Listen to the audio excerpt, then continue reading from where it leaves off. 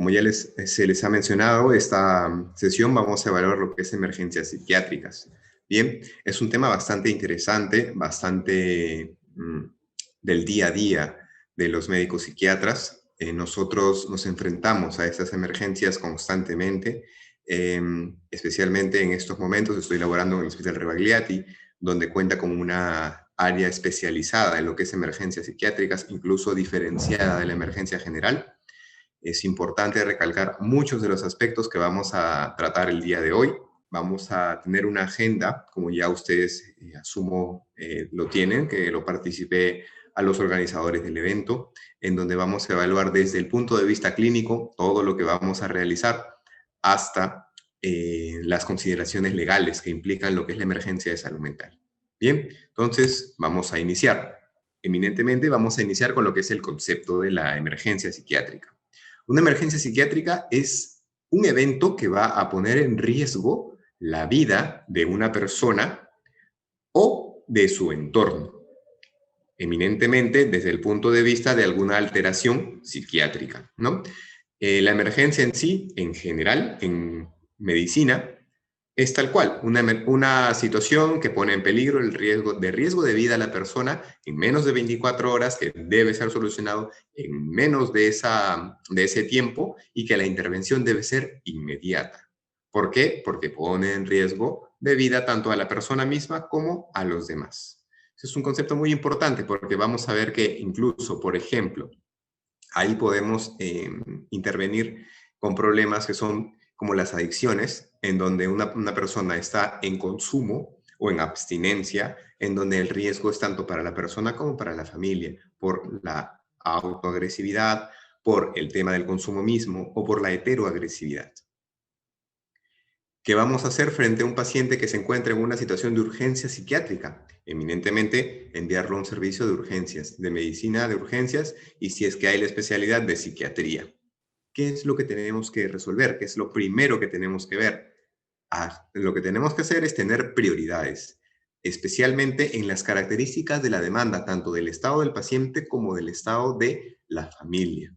Es muy probable que cuando nos encontremos en la emergencia psiquiátrica vayamos a tener al paciente acompañado. ¿Por qué? Muchas veces los cuadros de psiquiatría no son vistos como un problema para la misma persona.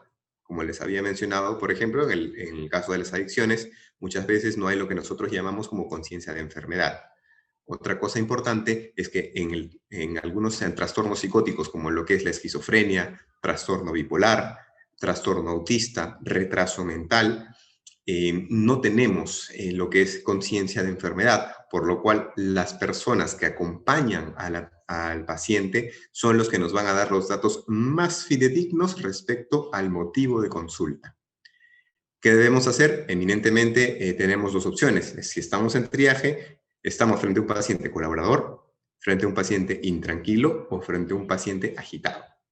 Si estamos frente a un paciente colaborador, podemos hacer que espere en el triaje, podemos hacer que, si es que tenemos alguna lista de espera, alguna evaluación pendiente, podemos dejarlo para que el familiar o el resto del equipo multidisciplinario con el que se trabaja en emergencia nos ayude para poder ir haciendo el triaje.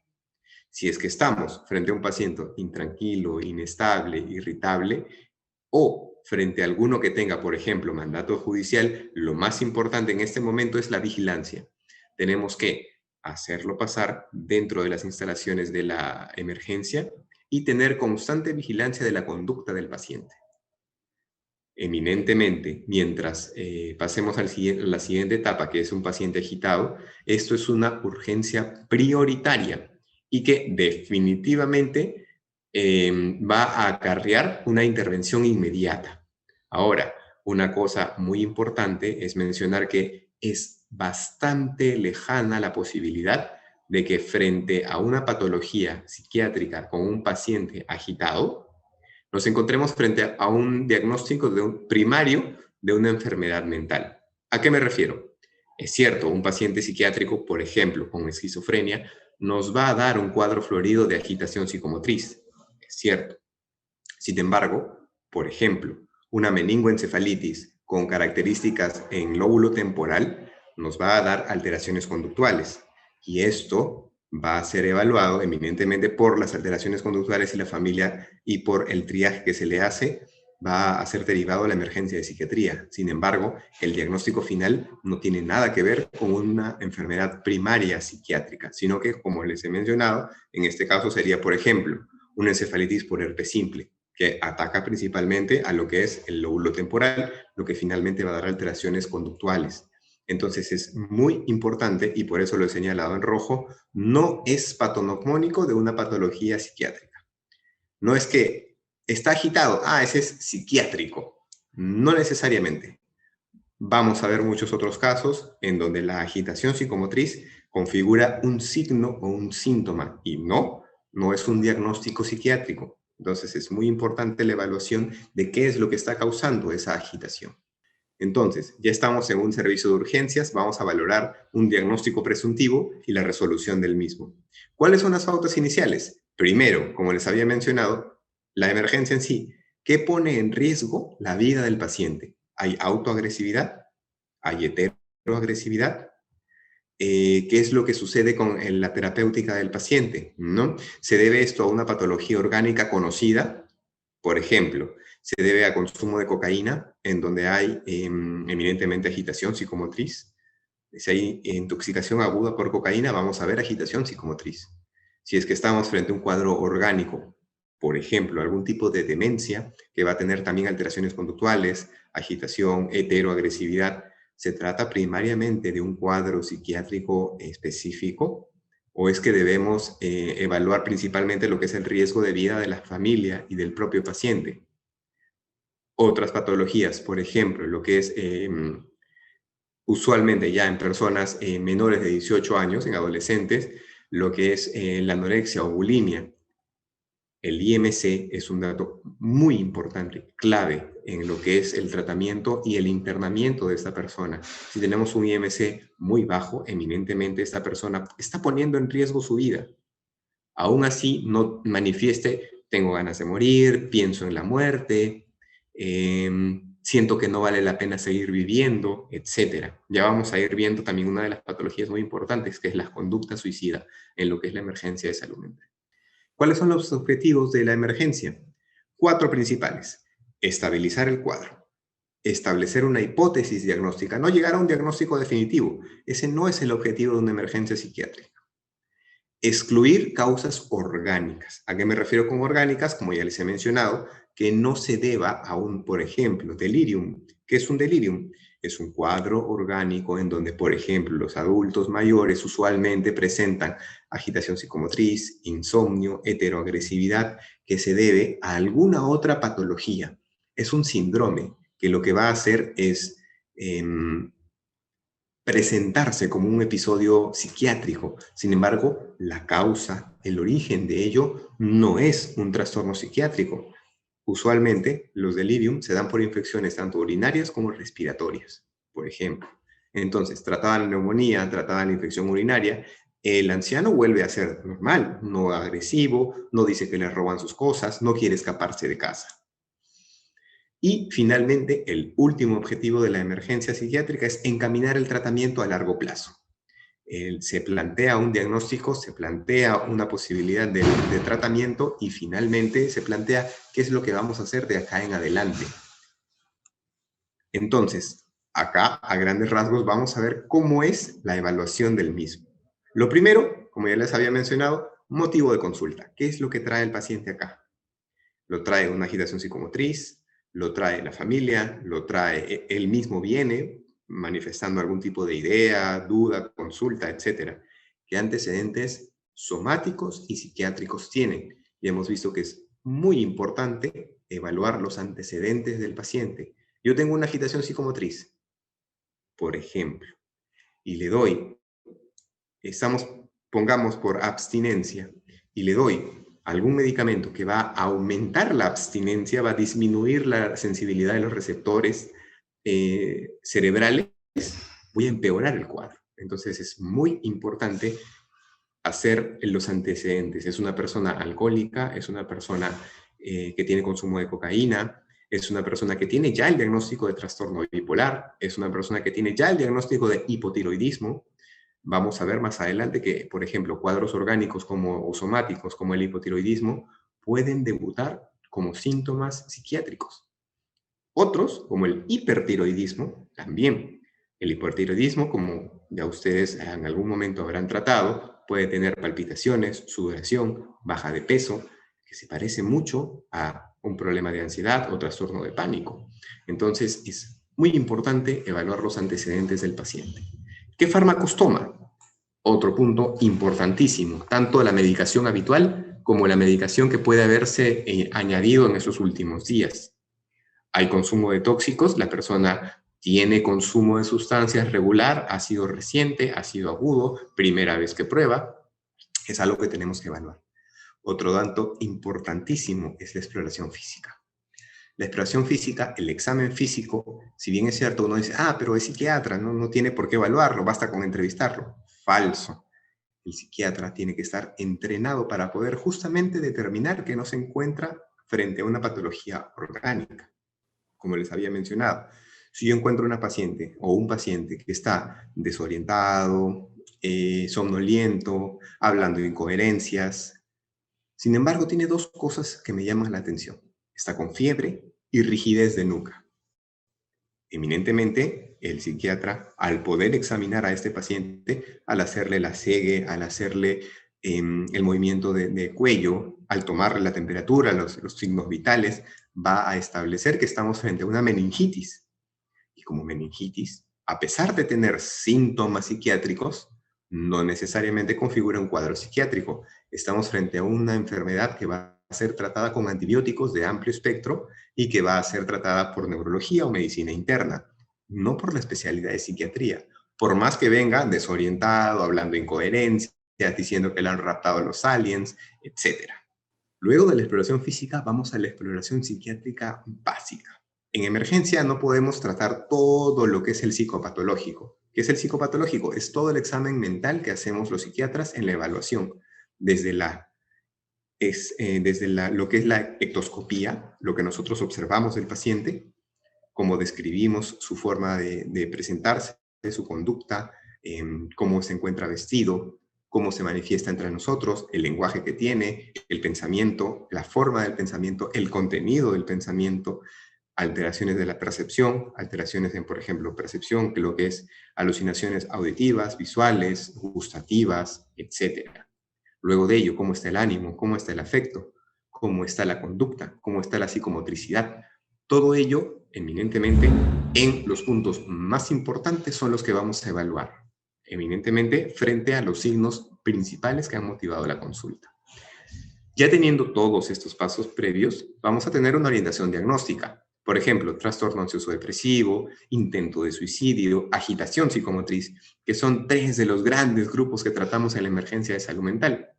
Luego de ello, eminentemente, teniendo ya un posible diagnóstico, lo que vamos a hacer es plantear un posible tratamiento, evidentemente. ¿Qué es lo que tenemos que evaluar del paciente? El grado de colaboración, el estado del ánimo, los signos vitales, como les he mencionado, que es importantísimo para descartar una patología orgánica, valorarse ideas autolíticas. Vamos a tratar un tema específico de lo que es la conducta suicida en emergencia. Detectar si ha habido algún problema en el entorno o que haya podido desencadenar este motivo de consulta. Muchas veces lo que es, por ejemplo, en el trastorno límite de la personalidad, algún problema que no se pueda manejar por la persona es lo que hace que finalmente acuda a la emergencia. La exploración física, como les había mencionado, es muy importante. Va a tener incluso ello pruebas complementarias. El examen físico neurológico en casos, como les he mencionado, de la sospecha, cuando tenemos fiebre, rigidez de nuca, puede haber signos de liberación piramidal, Babinski positivo, hiperreflexia. Entonces, el examen físico es muy importante para poder descartar cualquier otra patología.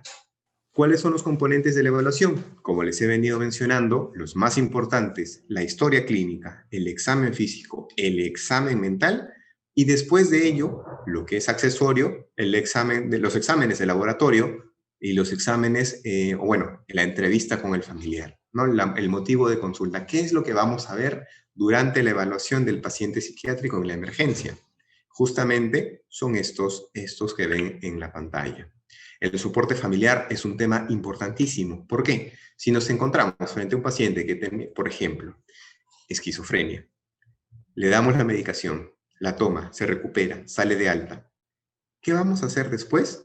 Si en casa no vive con nadie, está solo, nadie vigila sus medicamentos, se encuentra en el abandono, no tiene familia, no tiene dónde vivir, evidentemente esta persona va a dejar de tomar su medicación. Entonces, por más que lo estabilicemos, el soporte familiar es importantísimo en este cuadro. No es tan simple como, ya, tiene infección urinaria, dale sus antibióticos, se cura, le damos de alta y se acabó. No, el paciente con una enfermedad o algún trastorno psiquiátrico en emergencia va a demandar de que también nosotros podamos evaluar o tener una alianza terapéutica con la familia.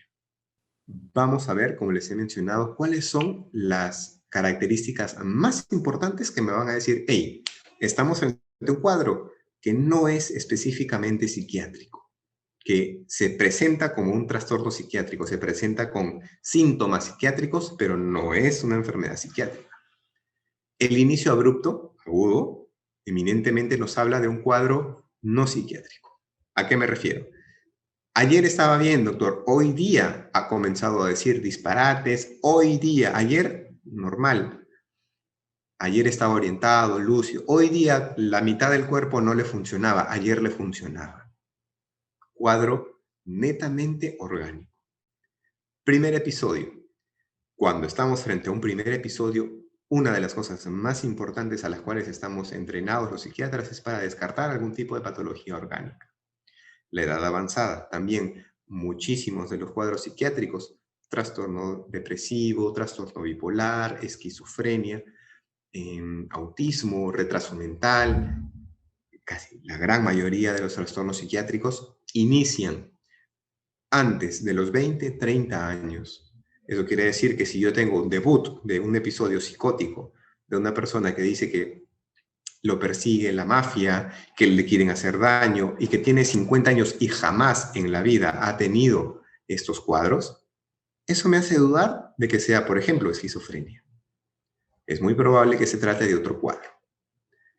El uso y abuso de sustancias también nos habla eminentemente de organicidad. Esta persona está frente a abstinencia, intoxicación, delirium tremens.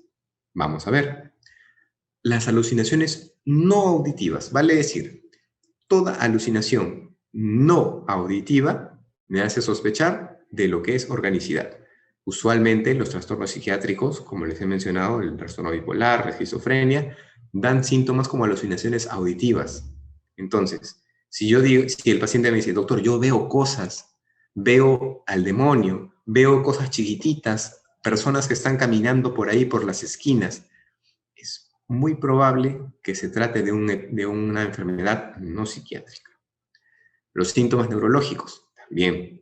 Si encuentro Babinski, si encuentro rigidez de nuca, si encuentro rigidez tipo rueda dentada o en navaja, evidentemente no estoy frente a un episodio psicótico primario.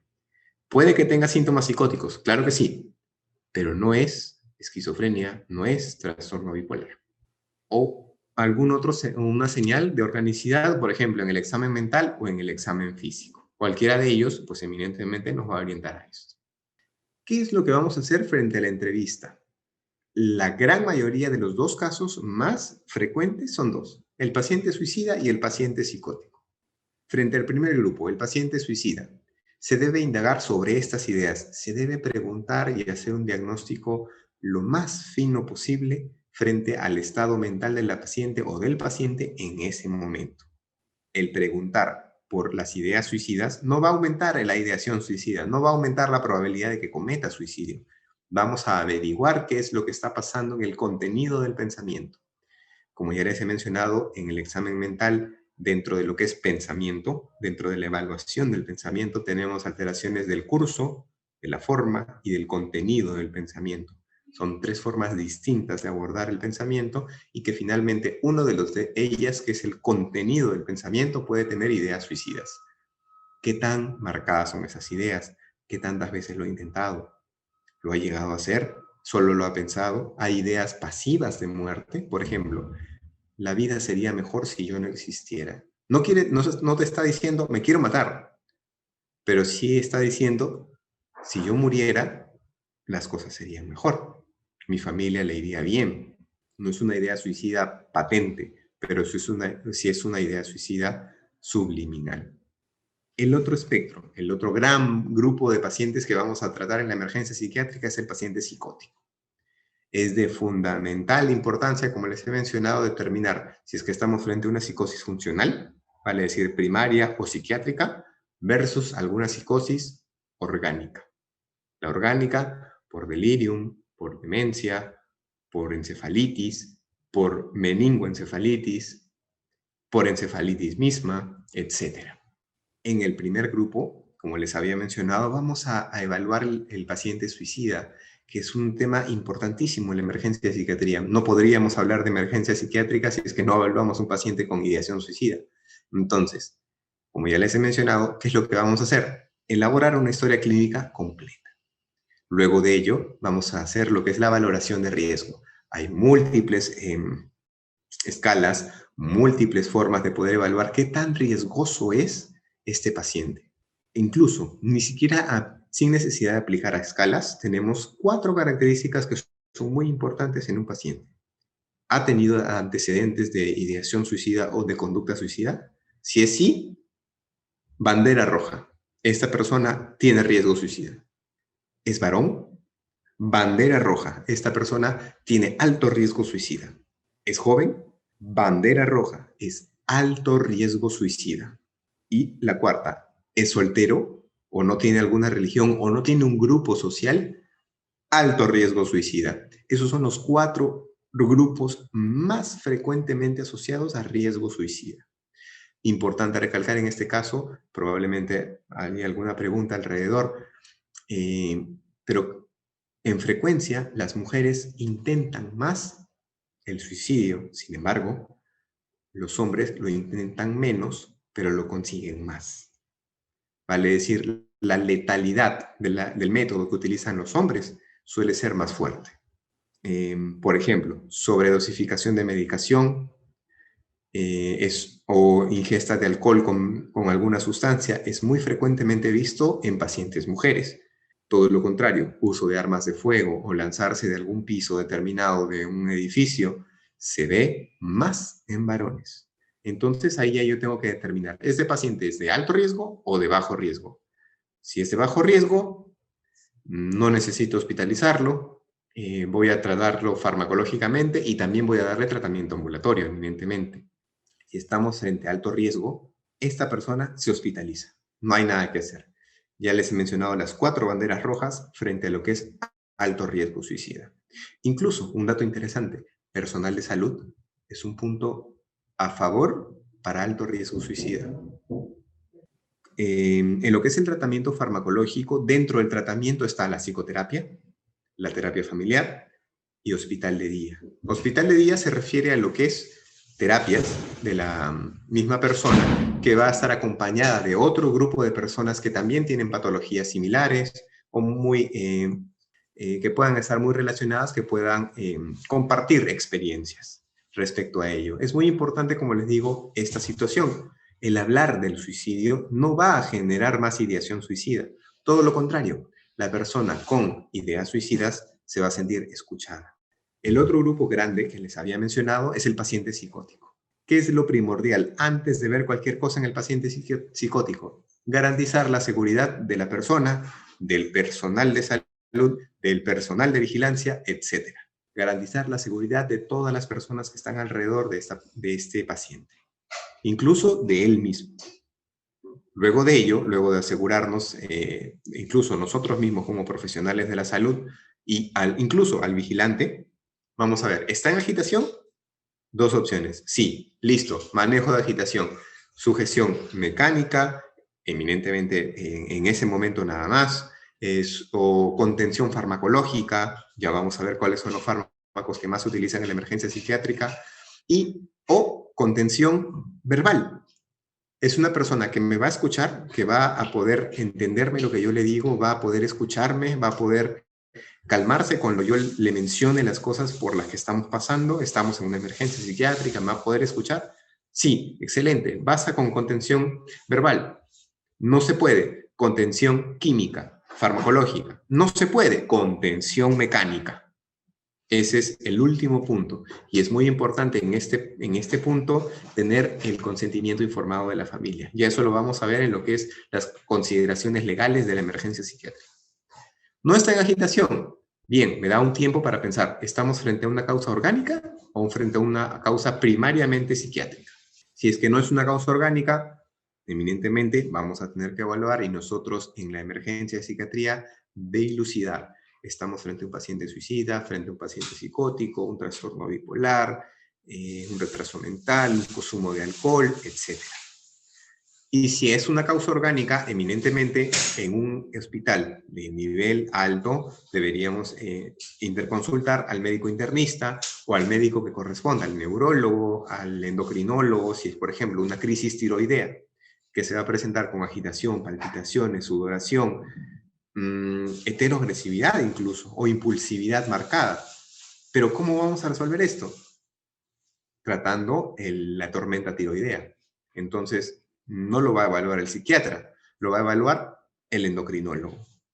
¿Qué situaciones podemos tener frente a una entrevista psiquiátrica? Si ya estamos tranquilos, calmados, vamos a ver que podemos conversar con esta persona, el paciente violento. ¿Qué vamos a hacer? Eminentemente hay que ver los signos característicos de lo que es la violencia. ¿Cuáles son? Puños cerrados, mirada fija al entrevistador, actitud desafiante, tono de voz alto, aprehensión en lo que es la forma de hablar. Todo ello nos va a determinar de que esta persona es potencialmente violenta. Evidentemente, si la familia nos dice, hey, doctor, lo traigo porque nos está golpeando a todos, nos está agarrando golpes, se agarra un cuchillo y nos quiere matar. No necesito todos estos signos. Ya sé que esta persona es violenta y como les había mencionado en el flujograma anterior, la primera medida a tratar es que pongámonos a seguro todos. El personal de enfermería, el personal técnico, el personal de vigilancia, el médico, etc. Y el mismo paciente o la misma familia también. En el otro aspecto, en un paciente ansioso, ¿qué vamos a tener? Estamos frente a un cuadro disociativo. Vale decir, una persona que ha roto lo que es lo que le llamamos la conciencia del yo y se encuentra con síntomas de obnubilación del pensamiento. Hay ausencia de otros síntomas clínicos. Estamos frente a un paciente que está preocupado, angustiado, triste, reiterativo frente a alguna idea de posibilidad de catástrofe. Tenemos que tener muy en claro frente a qué paciente estamos. De acuerdo a ello, vamos a dar la entrevista que va a tranquilizar al paciente. En un paciente violento no es que voy a negociar. Si ya tengo todos los signos característicos de violencia, más el informe familiar, eminentemente esta persona no voy a poder disuadirla con contención verbal. De frente paso a contención química. Y muy probablemente voy a tener que pedir el consentimiento de la familia para contención mecánica. Frente a un paciente ansioso, poco probable que llegue a la heteroagresividad. Sin embargo, también existen los casos, también se han visto situaciones en las que es necesario contención química y contención. ¿Qué cosa debemos evaluar en el comportamiento de un paciente violento? Primero, eminentemente suele ser un comportamiento aprendido. Esta persona ya antes lo puede haber realizado, ya antes han sucedido episodios de violencia, hay incluso historia de abuso físico o sexual, tanto hacia él como él hacia otras personas. El comportamiento violento también se puede ver frente a lo que es intoxicación por drogas, incluso frente a lo que son efectos colaterales de medicación. Otro signo importante son las delusiones paranoides, y acá vamos a hacer un pequeño acápite. Si no lo han visto en lo que es psicopatología, delusión es una idea fija que la persona, a pesar de argumentación lógica, no la disuelve. Y tercero, que sea falsa. Vale decir, la más característica y la más, digamos, fácil de reconocer es Doctor, me quieren raptar los aliens. Es una idea falsa, es una idea fija, y es una idea que por más que tú le digas, no, Julio, no, Román, no es cierto. La persona va a seguir con esa idea. No es algo que nosotros podamos negociar y terminar ayudándole para que deje de creer esto. Justamente teniendo esas tres características es que tenemos una delusión. Paranoide es que es hacia él, frente a él, hacia perjuicio de él mismo. Alucinaciones comandatorias son percepción sin objeto, ¿no? Las alucinaciones, y comandatorias que le ordenan hacer cosas. Le ordenan agredir, agredirse, golpear. Incluso hay algunas alucinaciones que te mandan a hacerte daño, suicidio, algunas que te dicen, lánzate, golpéala, no le digas nada. Otro de los comportamientos violentos que se ven en emergencia psiquiátrica, la ideación suicida. Me quiero morir, déjenme morir. Hay agitación psicomotriz muy importante. Incluso se ve esto, y más frecuentemente en la emergencia psiquiátrica, en lo que son trastornos de personalidad. Exposición previa a violencia también es un dato muy importante que tenemos que evaluar frente a un paciente con comportamiento violento. Volvemos al otro lado. ¿Cuáles son los síntomas somáticos más importantes de ansiedad? Uno dice, sí, es ansioso, se preocupa, hace cosas así, pero existe lo que se llaman los síntomas somáticos de la ansiedad. ¿Qué son?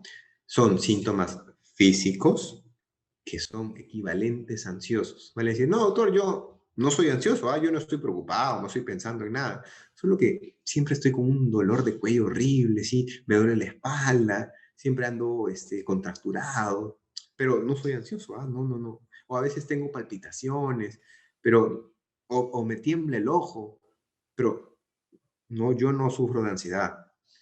Son justamente equivalentes ansiosos, equivalentes físicos de lo que es la ansiedad. Incluso uno de los datos, de los cuadros clínicos más aparatosos en la psiquiatría respecto a lo que es la ansiedad es el trastorno de pánico. ¿Y cómo se da el trastorno de pánico? Hay palpitaciones, disautonomía, puede haber incluso desmayos, sensación de perder la cordura, vómitos, sudoración, desvanecimiento. Entonces, uno dice, hey, hay una hiperestimulación del sistema simpático. Sí, justamente. Y al haber esta estimulación del sistema simpático va a haber boca seca, diarrea, dispepsia, náuseas, vómitos, incluso las personas se llegan a orinar, cefalea, parestesias, hiperventilación, taquipnia. Todos estos síntomas son equivalentes somáticos de la ansiedad. Que si bien es cierto, una persona puede decir, no, yo no estoy tan preocupado, no estoy tan angustiado, la familia puede notarlo. Y muchas veces las personas con ansiedad son las que van más a la emergencia. ¿Por qué? Porque creen de que tienen algún problema físico, ¿no? Doctor, es que yo tengo migraña. Doctor, es que mi lumbago o mi fibromialgia, doctor. ¿No? O doctor, no, yo tengo colon irritable, mi diarrea sí es crónica, siempre estoy así. Suele ser un equivalente ansioso. ¿Cuál es el diagnóstico, el decálogo de la organicidad? Esta es una tabla de un artículo que encontré que es muy importante. ¿Cuáles son las características de un cuadro clínico en el que yo voy a decir, hey, alerta, no es un cuadro psiquiátrico, este es un cuadro orgánico? Si en la edad de inicio, la edad de debut es mayor de los 30 años, difícil que sea psiquiátrico. No es imposible, pero es más complicado. Ya les mencioné, la gran mayoría de los trastornos psiquiátricos, casi todos, empiezan entre los 20 y 30 años o antes. A partir de los 30, si inicia un problema psiquiátrico o un problema con síntomas psiquiátricos, rara vez nos estamos enfrentando frente a un cuadro psiquiátrico puro. Sin historia de enfermedad psiquiátrica. No es una persona que, no, doctor, nunca ha tenido problemas psiquiátricos, nunca ha visitado al psicólogo, nunca la ha visto al psiquiátrico, pero ahora tiene estos síntomas. No sería mi primera opción un trastorno psiquiátrico puro. Historia de enfermedades orgánicas. Tiene hipotiroidismo, hipertensión, puede haber, por ejemplo, algunos dicen, no, sí, es que estaba discutiendo con su esposo y después no movió el brazo derecho, dejó de moverlo. Es cierto, existen lo que es el trastorno somático o los trastornos neurológicos equivalentes, que son justamente, ¿no? Por un tema de ansiedad, que dejan de mover un brazo o se quedan ciegos. Pero igual, el estrés genera aumento de la presión arterial. En una persona que tiene hipertensión arterial, no es descabellado pensar que estamos frente a un ictus, frente a un ACV, ya sea isquémico o hemorrágico. Lo primero es descartar la causa orgánica. Cuando estamos en el cuarto punto, frente a lo que es síntomas psiquiátricos abruptos, agudos, que inmediatamente han comenzado, eso no es psiquiátrico. Eso puede ser cualquier cosa menos algo psiquiátrico. Es rarísimo que una enfermedad psiquiátrica comience de manera abrupta.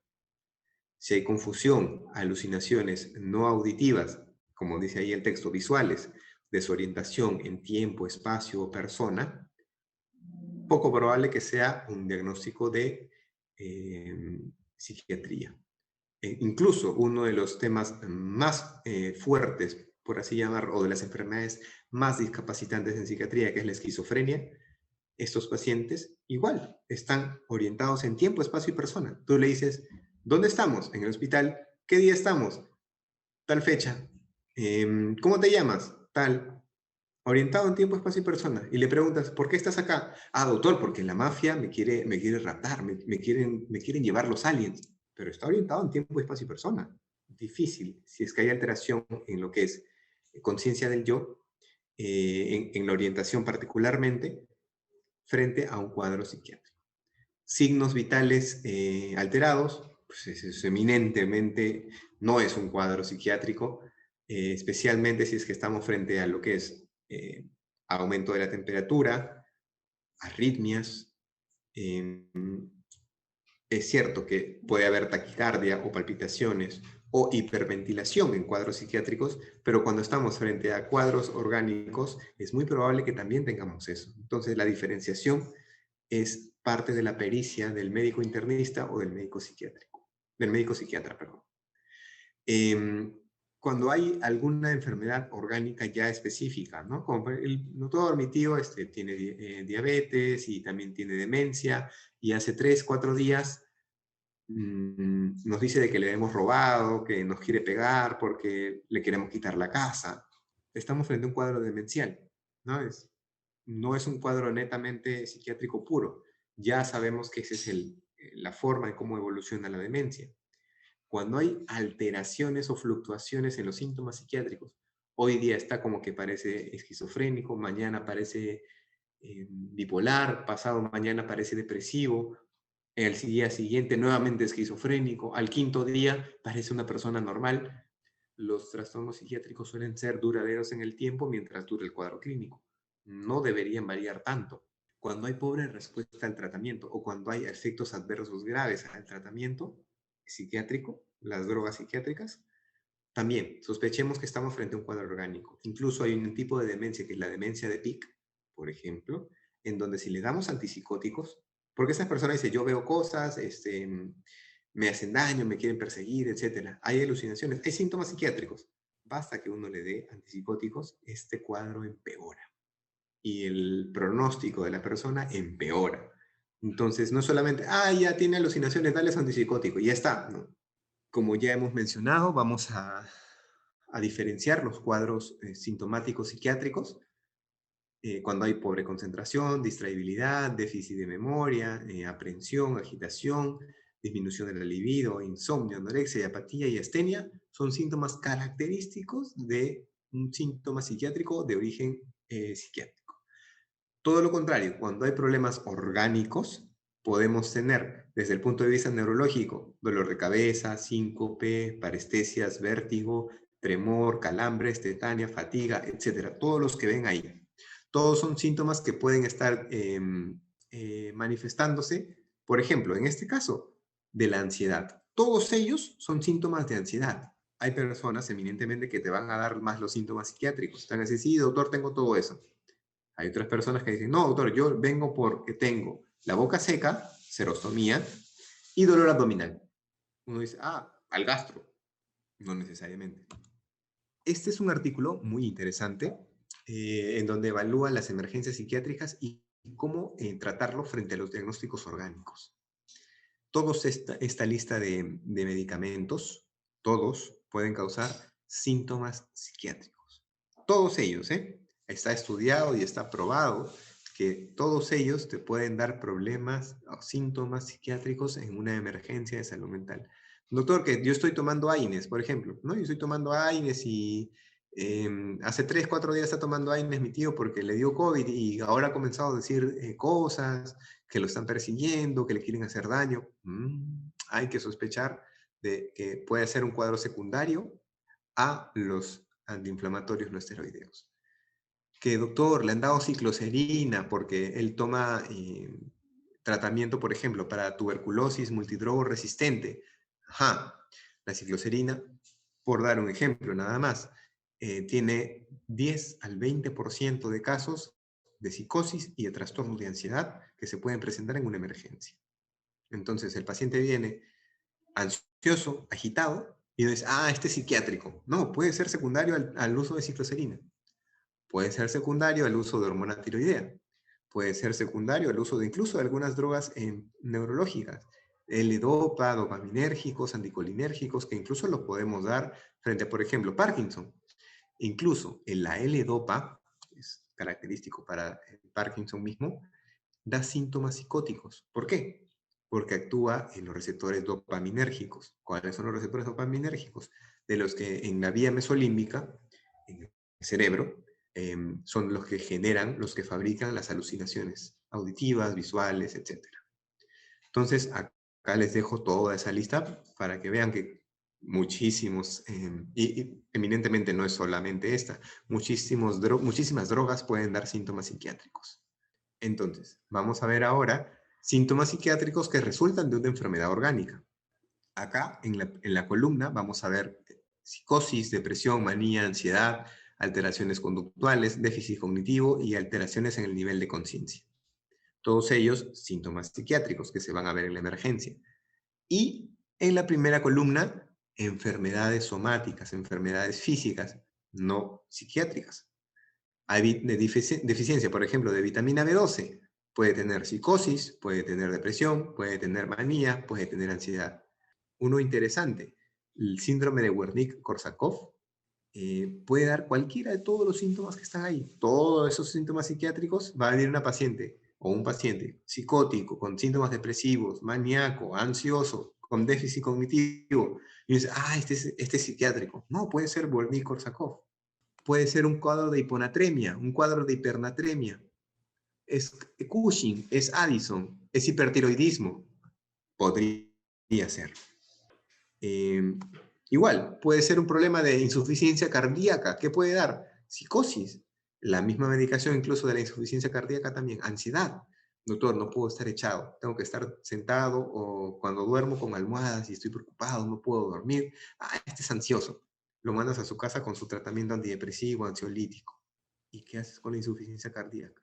Si no lo evaluaste, si no le tomaste los pulsos, si no preguntaste, si no hiciste la historia clínica correctamente, si no descartaste ortopnea, disnea paroxística nocturna, si no descartaste un problema orgánico con una ecografía o con una radiografía para ver cardiomegalia, nunca vas a sacar que el paciente tiene insuficiencia cardíaca. Si no lo evaluaste y no viste sus piernas, no viste que tenía edemas, ansioso.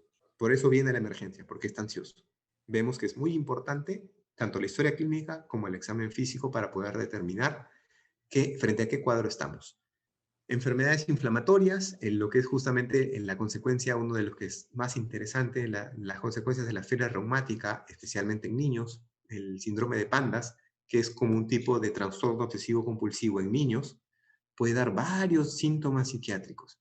Fiebre, sepsis, varios síntomas psiquiátricos. Fiebre entérica, malaria, igualmente.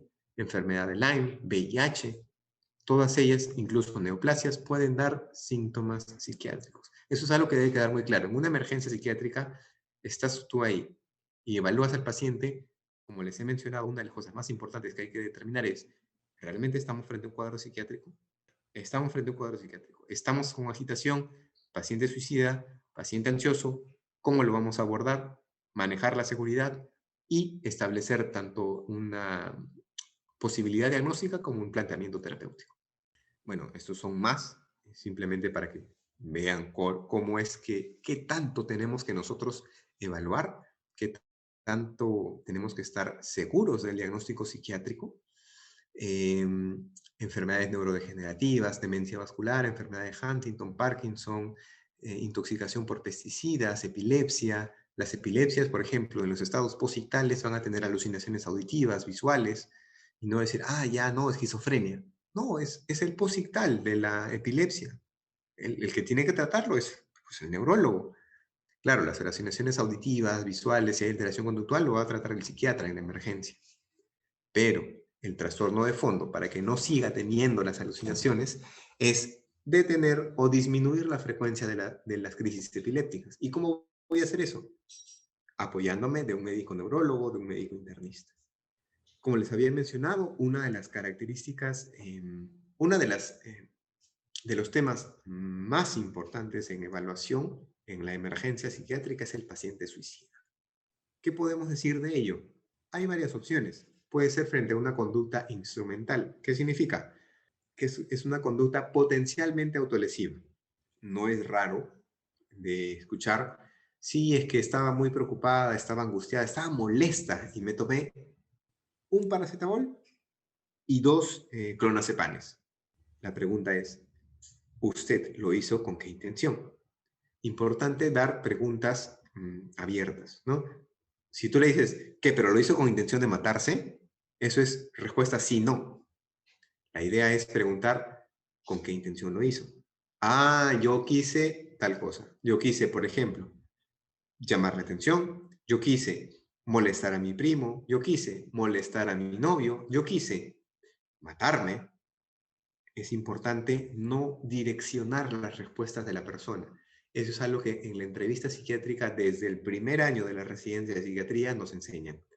En la emergencia, más aún, direccionar una respuesta va a entorpecer tu diagnóstico. Si tú le dices, señor, escucha voces, te va a decir sí, no. Si te dice que no, no vas a estar seguro si realmente no escucha, porque te va a decir, ah, no, pues si le digo que escucho, me va a querer dejar acá en la emergencia. Entonces, dar preguntas cerradas de respuesta, si no, no es muy prudente. Si yo le pregunto por qué viene, qué ha pasado, en qué lo puedo ayudar, es una pregunta totalmente abierta y la persona va a tener que explayarse y usted va a poder determinar cuál es el objetivo, el motivo de consulta de la persona que ha acudido a la emergencia. La conducta instrumental puede tener algún beneficio, amenazas, conductas pasivas agresivas, incluso, lamentablemente, alguna conducta instrumental puede llegar a la muerte. Sí, por ejemplo, hay personas que dicen, no, voy a llamar la atención, voy a darme un sorbito de lejía y de ahí lo boto. Terminan con estenosis esofágica, hacen lavado gástrico, le ponen un botón gástrico, terminan haciendo constricción de las vías respiratorias y fallecen. Entonces, la conducta instrumental no es que, ah, ya, no, se siempre dice que se va a matar y nunca se mata. No, cuidado, es muy importante evaluarlo. ¿Qué es el intento suicida?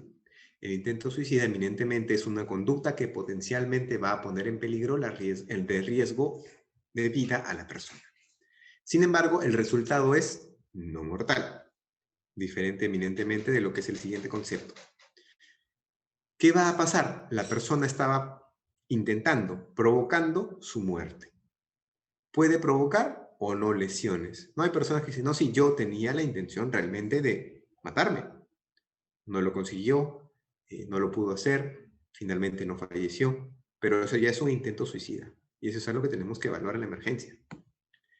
Lamentablemente, el suicidio consumado existe, llegan personas, o bueno, ya incluso cuerpos a la emergencia, en donde hay envenenamiento, muerte por lesión, asfixia u otro, en donde se cumplió el cometido. La persona se llega a suicidar. Hay un día de la prevención del suicidio. Un dato muy doloroso y perturbador es que, por ejemplo, cada 40 segundos en el mundo fallece por lo menos una persona por suicidio. O sea, imagínense, ya estamos una hora hablando. ¿Cuántos 40 segundos han pasado? De esa cantidad es la cantidad de personas que han fallecido por suicidio en el mundo solamente desde que estamos hablando. Nada más. Imagínense cuántas hay por mes. Bueno, la evidencia eminentemente tiene que darnos de que ha sido una lesión autoinfligida, por algo se llama suicidio, y que la intención fue provocar la muerte. ¿Cómo podemos evaluarlo? Los factores de riesgo y los factores protectores.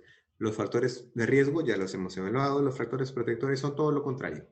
No antecedentes de conducta suicida, persona casada o que pertenece a algún grupo religioso o al grupo en donde se sienta cohesionado, ser mujer, no ser adolescente o ser, tampoco ser anciano. El suicidio tiene dos picos muy importantes, jóvenes y adultos mayores. No tener una condición, una enfermedad debilitante crónica, por ejemplo, amputaciones, cáncer, etcétera, son factores de riesgo. Lo contrario, factor protector. La presencia, grado y determinación de la ideación suicida. Para compartirles una lamentable experiencia.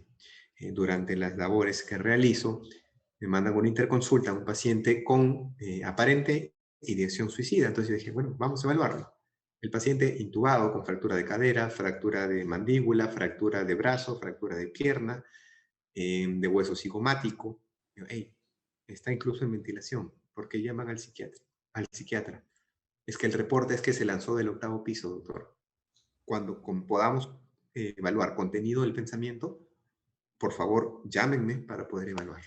A los días despertó, le quitaron el tubo. Sí, me quise matar, salí mal de la operación, me dijeron que tengo cáncer, soy un varón de 20 años que tiene cáncer, no vale la pena vivir. Caballero, ¿y por qué está atado? Porque ya les dije bien claro a las personas de acá que si me sueltan yo me tiro de acá. Yo me lanzo nuevamente de este piso. La determinación de la conducta suicida hace muy, muy importante las intervenciones que vamos a tener en adelante. Los planes que van a llevarse a cabo en adelante también. Una persona que deja sus cuentas al día, todo lo pone en orden, paga sus deudas, está ahí, se disculpa con las personas que le han hecho daño, por ejemplo, o que considera que le han hecho daño, y todo lo deja listo, ese es un factor de riesgo. Eso es una persona que está probablemente, no podemos hablar de absolutos, pero probablemente pensando en el suicidio. Se aísla de sus seres queridos, no sale, no se divierte, ya no disfruta de las cosas que antes disfrutaba. Riesgo total.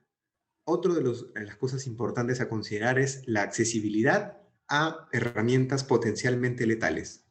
Personal, por ejemplo, policial, que tienen arma de fuego. Muchas veces, incluso en varios países, incluido el Perú, es relativamente complicado, de manera legal, por lo menos, tener armas de fuego en casa, ¿no? Reglamentar eso ayuda a que sea más difícil tener acceso. Veneno para ratas, persona que se compra 1, 2, 3 sobres, los tiene en la casa, los mira, los vuelve a guardar, los vuelve a sacar. Evidentemente estamos frente a un factor de riesgo muy importante. Otro punto, la letalidad del acto suicida, como el caso que les comenté. Esta persona se lanzó del 8º piso del hospital. ¿Ustedes creen que eso fue una conducta instrumental? Eminentemente no. Esta persona en toda su conciencia está determinado a terminar con su vida.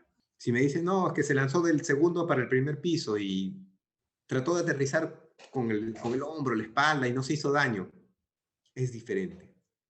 Lanzarse de un 8º piso. ¿Qué fueron los motivos que llevaron a esta persona a pensar en el suicidio, a intentar suicidarse? El grado de certidumbre que tiene la persona de que lo que está haciendo va a ser fatal. Hay personas que te dicen, doctor, yo pensé que con 3 clonazepams de verdad pensé que me iba a morir. Felizmente, eh, bueno, estamos en un ambiente académico, así que espero no causar problemas. Felizmente, las dosis de los medicamentos actualmente comerciables eh, no llegan a ser tóxicas a dosis no tan elevadas, evidentemente. Para conseguir dosis tóxicas de algún medicamento, se necesitan 10, 20, 30 pastillas para poder llegar a esa dosis tóxica letal. Antes de eso va a haber eminentemente todos los síntomas adversos, ¿no? Pero el suicidio consumado probablemente no llegue a suceder. ¿Cuáles son los tipos de pacientes que vamos a enfrentar en la emergencia de psiquiatría respecto a lo que es la conducta suicida? Uno que haya sobrevivido al intento suicida. Esa persona, ya les mencioné, factor de riesgo. Persona que acude a la emergencia manifestando ideas suicidas o impulsos suicidas.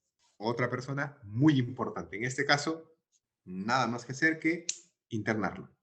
Así de simple. Doctor, estoy pensando, quiero morir hospitalizado o en observación por lo menos. Ya en observación, ¿qué ha pasado? ¿Qué es lo que ha determinado esto? ¿Por qué está pensando en esto? ¿Qué tan certero es lo que está pensando? ¿Hay forma de que pueda revertir esta idea? ¿Ha sucedido algo que haya estado ayudando a que usted tenga esta idea? Eso ya lo evaluamos con el paciente ya estabilizado o al menos ya en observación. Cuando, por ejemplo, la persona viene a la entrevista y que reconoce tener ideación suicida, finalmente a veces la persona no se da cuenta, ¿no? Como les había mencionado, sí, las cosas serían mejor si yo no existiera, mi familia estaría mejor, ya no habrían deudas, mis hijos serían felices, yo soy una carga, etcétera. La ideación suicida incluso se puede determinar de acuerdo a la entrevista clínica, no necesariamente por lo que te menciona la persona de primera instancia, sino por lo que el entrevistador entrenado en la emergencia psiquiátrica va a poder sacar del contenido del pensamiento. Hay personas también, el cuarto grupo o tipo de paciente que vamos a encontrarnos es que niegan tener ideación suicida y no, yo no me quiero matar. Pero señor, usted tiene acá en el brazo 3 cortes y uno así vertical. Me raspé.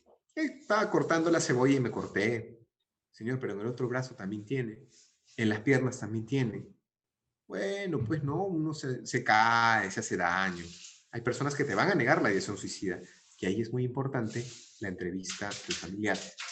Poder evaluar a la familia en el entorno y poder ayudar a la persona. Como les he mencionado desde el inicio de la exposición, estamos frente a una emergencia psiquiátrica cuando la persona o su entorno está en peligro de vida. Cuando hay riesgo vital, independientemente de la persona que está en riesgo, ya sea el paciente o su entorno, estamos frente a una emergencia psiquiátrica. Ya les mencioné los factores de riesgo más importantes. Sexo, ya saben, varón. Edad, ya saben, adolescente, adulto mayor. Raza. Hay factores de riesgo respecto a raza. Por ejemplo, la frecuencia en la que se suicidan las personas de ascendencia asiática es mayor. ¿Por qué? Algunos teorizan que es por temas culturales, por temas de decepción, por temas de honor. La emigración es un signo muy importante, un factor de riesgo muy importante para suicidio e incluso también para brote psicótico. La emigración, ¿eh? Tenemos muchos colegas, muchas personas que han emigrado, en este caso a Perú, desde Venezuela, han tenido que emigrar de una realidad distinta a la nuestra, acostumbrarse a una cultura distinta y acá están viendo, hay peligro de riesgo suicida. Factores sociofamiliares, el estado civil, ya les dije, el soltero más peligro que el casado, el medio rural versus medio urbano. En el medio rural hay menos tasa de suicidio frente al medio urbano, probablemente por el estrés, la situación laboral, la pérdida del trabajo, los acontecimientos vitales, la pérdida de la familia, del padre, de la madre, de la pareja, de los hijos, son estresores vitales importantísimos. Enfermedades médicas. Uno de los temas más importantes son las enfermedades crónicas discapacitantes. Que una enfermedad cumpla estos dos criterios, riesgo de conducta suicida. Ya los otros diagnósticos de emergencia psiquiátrica, esquizofrenia, trastorno de personalidad, especialmente el trastorno límite de la personalidad, síntomas psiquiátricos, desesperanza, impulsividad. Una persona con gran impulsividad es un factor de riesgo importantísimo para conducta suicida. Alucinaciones comandatorias que le dicen, pues mátate, mata a tu hermano, mata a tu mamá, mata a tu amigo. Están poniendo en riesgo la vida de alguien. Los rasgos de personalidad, como les he mencionado, la hostilidad, la irritabilidad, personas inestables, el neuroticismo, baja autoestima, sentimientos de culpa, estilo cognitivo rígido, ¿no? Esas personas que dicen, no, es que así deben ser las cosas, así funciona. Esta persona tiene alto riesgo suicida. Intentos suicidas previos, ideación suicida y la historia familiar de suicidio también. Son factores de riesgo importantísimos.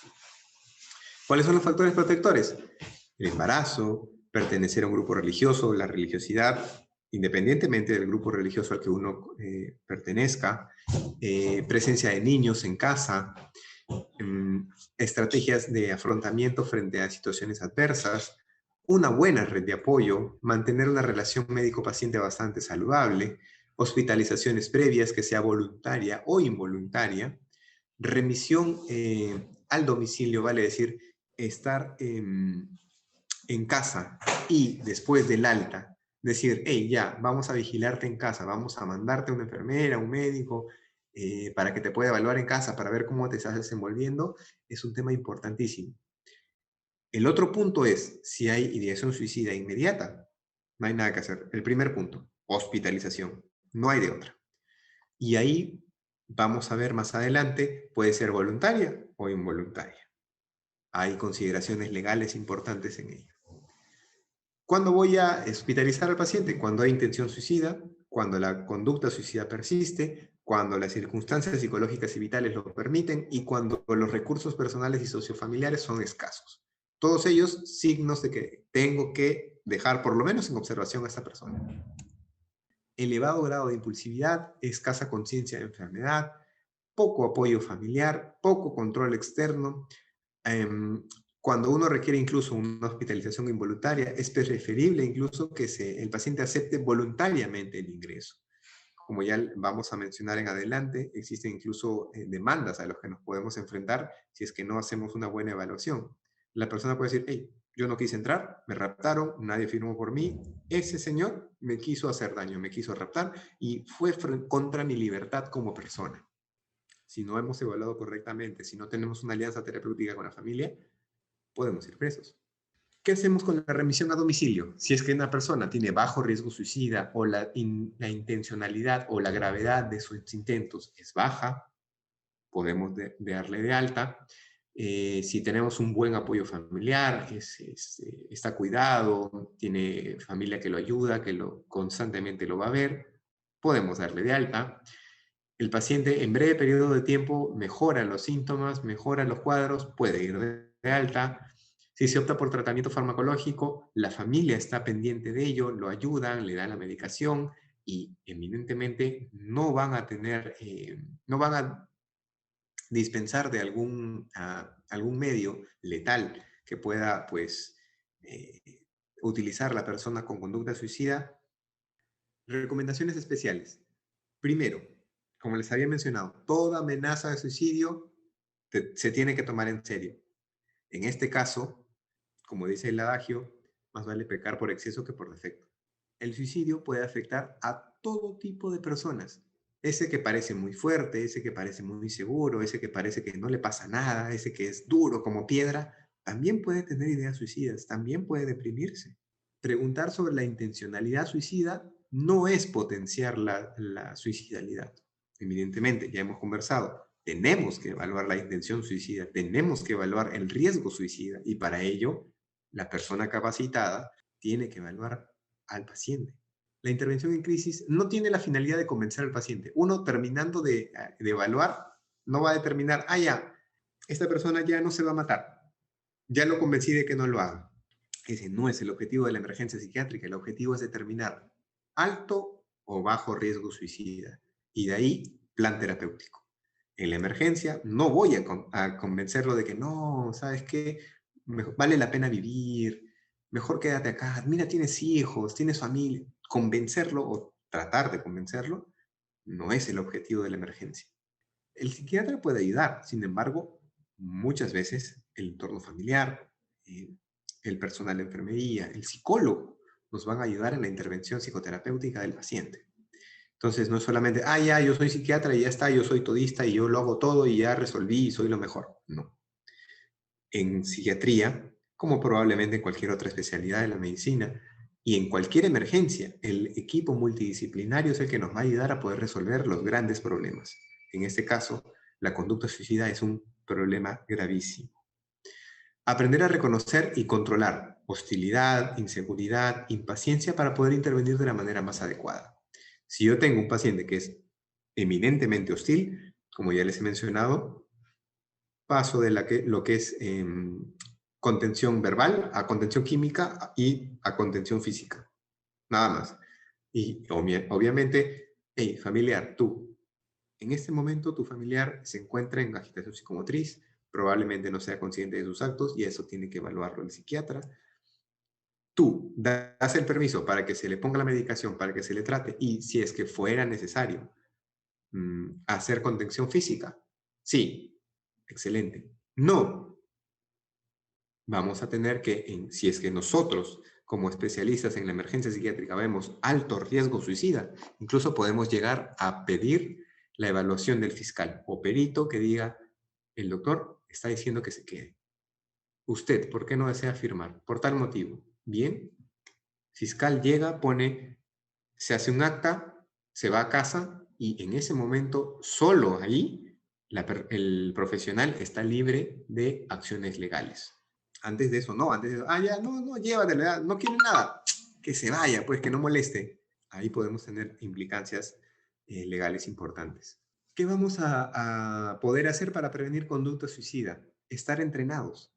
Este curso nos está permitiendo saber cuáles son las intervenciones que podemos hacer para ayudar a la persona. Ya saben, no vale la pena convencerlo. No traten de convencer a la persona con riesgo suicida de que no vale la pena suicidarse. No es el objetivo de la emergencia. La educación de nosotros como personal de salud, no solo médicos eminentemente, como dice la diapositiva, sino nosotros en general, enfermeros, técnicos, personal de vigilancia, obstetras, terapeutas, etcétera. Todos somos un grupo que vamos a poder aportar algo a la intervención de una persona con riesgo suicida. Concienciación de la población general, como ya les he mencionado.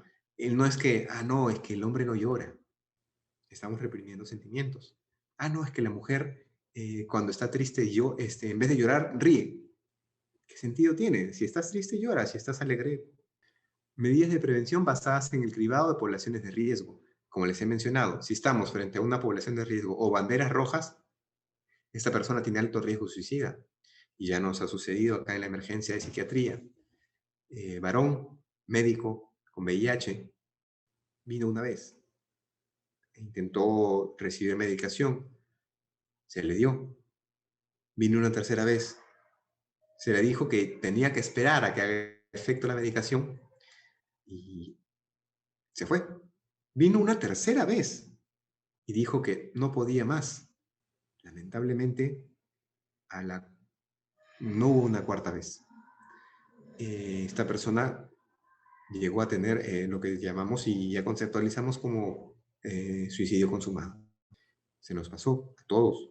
En ese momento yo no pertenecía al servicio, sin embargo, todos nosotros somos responsables de esto. Todo el profesional de la salud, especialmente de la salud mental en la emergencia, la educación misma de nosotros hace que nosotros podamos tener estas banderas rojas que ya les he mencionado para poder tratar a estas personas. Hey, tú, colega, tú eres enfermero, ¿no? Sí. Tú eres médico, ¿no? Sí.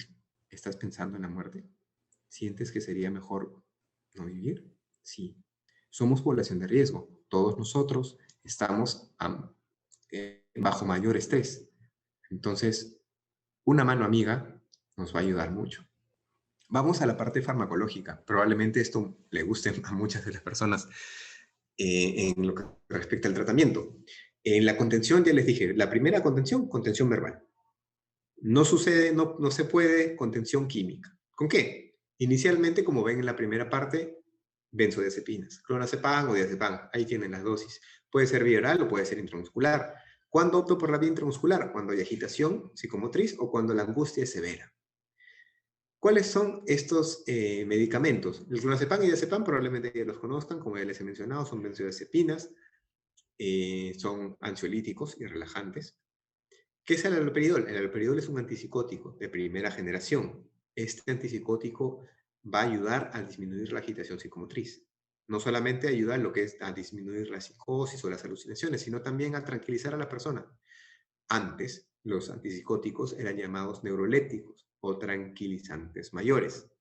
Ya ven de dónde viene la referencia.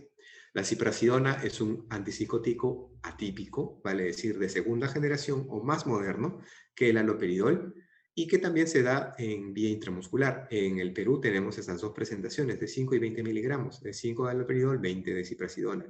Importante, y ya eso es manejo y pericia de lo que es el manejo farmacológico del psiquiatra.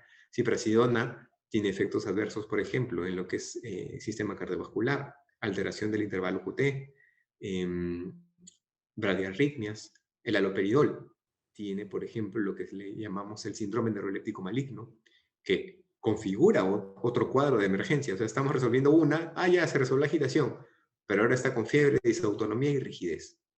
Llegamos a un síndrome neuroléptico maligno que tiene una tasa de mortalidad de más del 60%. En realidad no resolvimos nada. Al contrario, causamos más daño que beneficio, y ese es uno de los preceptos importantes en la medicina. ¿Cómo podemos dar de alta? Tratamiento de fondo, probablemente más antidepresivos o, perdón, benzodiazepinas para un efecto rápido.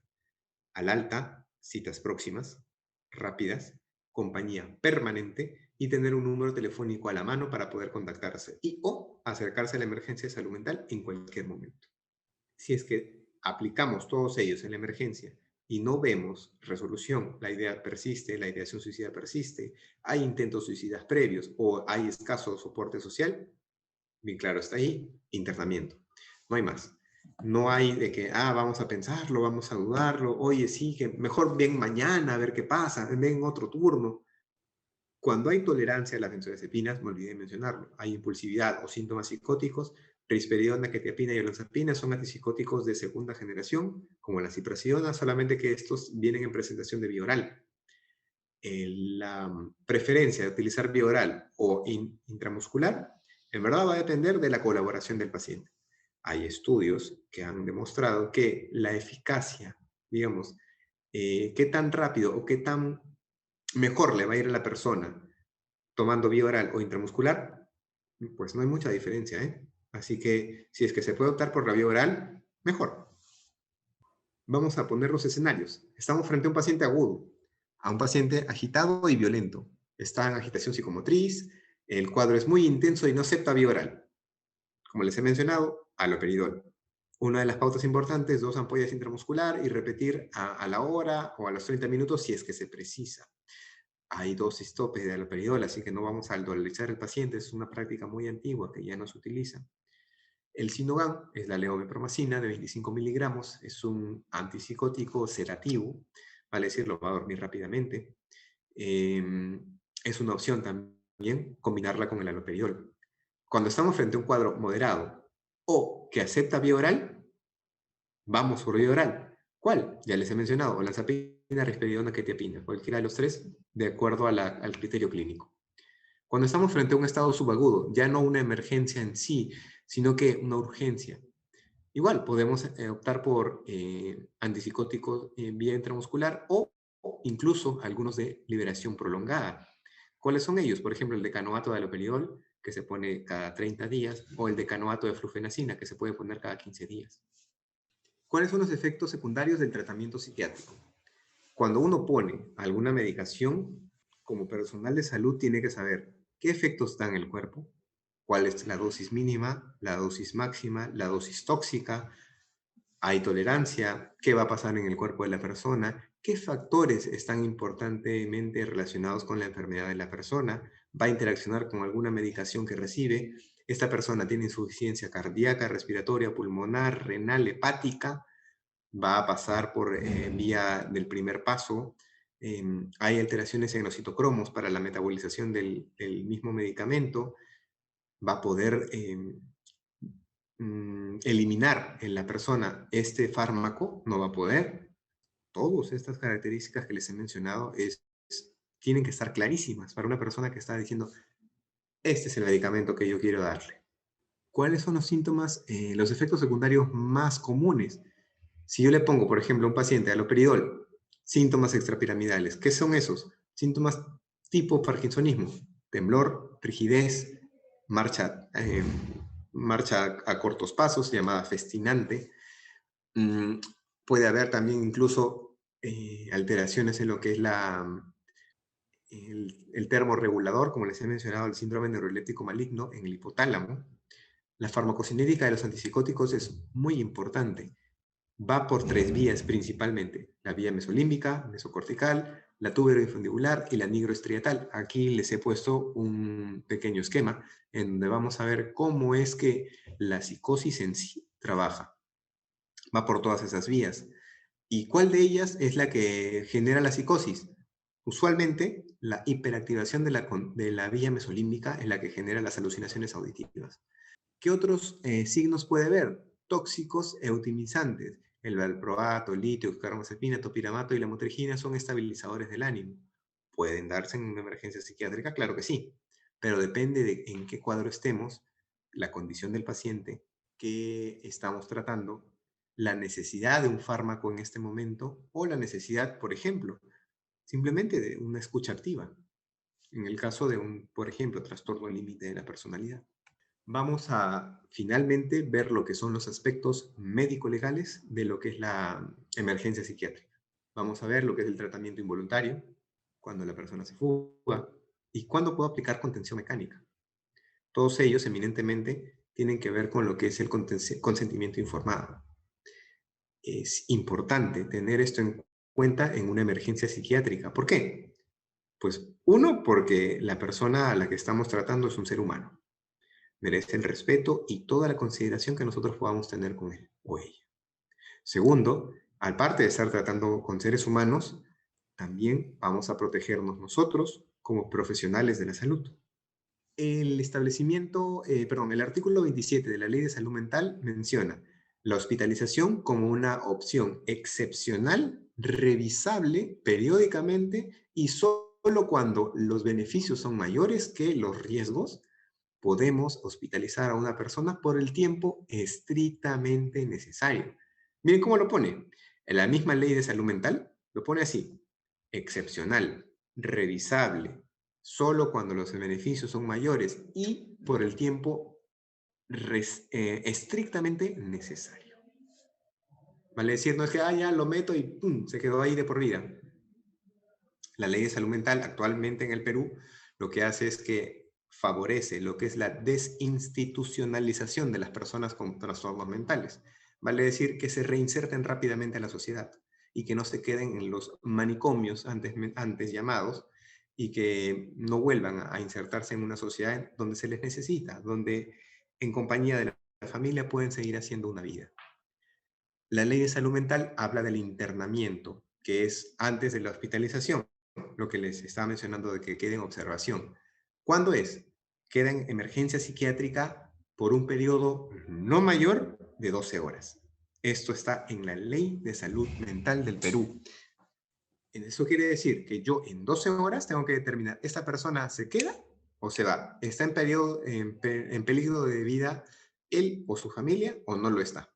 En 12 horas el psiquiatra, el equipo multidisciplinario tienen que tomar la decisión y decir, sí, se va, no, se queda. Importante, porque antes de eso tenemos todo el chance posible. Después de ello ya puede haber consecuencias legales. La persona puede decir, doctor, yo conozco mis derechos, estamos, no 13 horas, ¿no? Pero, por ejemplo, ya pasó un día y usted no me ha dicho si me voy a quedar o me voy a internar. Lo voy a denunciar. Agarra la ley, busca y dice, ahí dice bien clarito, 12 horas. Pasó más de un día y usted no me dijo cuál era mi destino. Denunciado. Y sí, evidentemente la ley lo va a parar. La ley de salud mental también hace mención sobre la atención en salud mental, que dice, es voluntaria. Nadie puede ser obligado a someterse al examen mental o a una evaluación médica.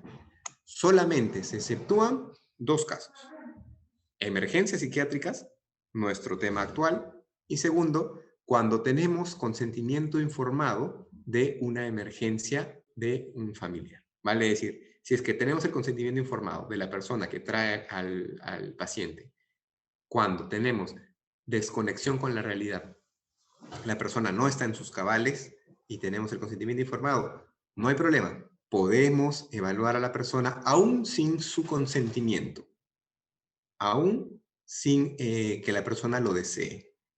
Solo en estos dos casos, si hacemos la evaluación obligando a la persona en un tercer, cuarto o quinto caso, estamos frente a un problema gravísimo, ¿sí?